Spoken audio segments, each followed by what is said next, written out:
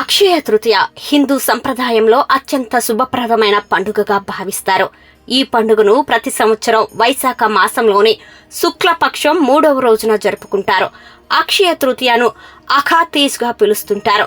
అక్షయ తృతీయ రోజున కొద్దిగా బంగారం కొన్నా అక్షయంగా సంపద వృద్ధి చెందుతుందని నమ్ముతారు. అక్షయ తృతీయ రోజున బంగారం కొనటం చాలా శుభప్రదంగా భావిస్తారు. అక్షయ అంటే ఎప్పటికీ క్షయం కానిది అని అర్థం. అంటే ఈ రోజున కొనుగోలు చేసిన వస్తువులు భవిష్యత్తులో పెరుగుతాయని నమ్మకం ఉంది. ధన త్రయోదశికి ఇచ్చినంత ప్రాధాన్యం అక్షయ తృతీయ కూడా ఉంటుంది.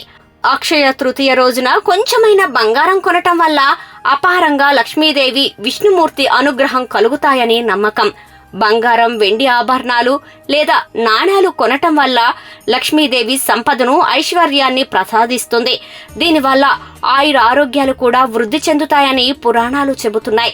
ఈ రోజున భక్తితో పూజలు చేయటం, దానం చేయటం, శుభకార్యాలు ప్రారంభించటం వల్ల జీవితంలో శ్రేయస్సు, సంపద పెరుగుతాయని విశ్వాసం. ఉత్తరాది రాష్ట్రాల్లో అక్షయ తృతీయ రోజున ఏదో ఒక బంగారం లేదా వెండి వస్తువులు కొనుగోలు చేయటం ఆచారంగా ఉంది.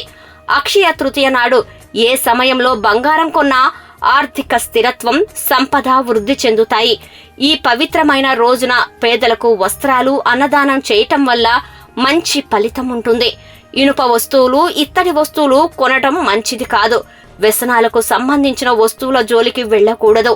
డబ్బును దుర్వినియోగం చేయకుండా చెడు ఆలోచనలకు దూరంగా ఉండటం శ్రేయస్కరమని పండితులు చెబుతున్నారు. అక్షయ తృతీయకు పౌరాణికంగానూ ఎంతో ప్రాధాన్యం ఉంది.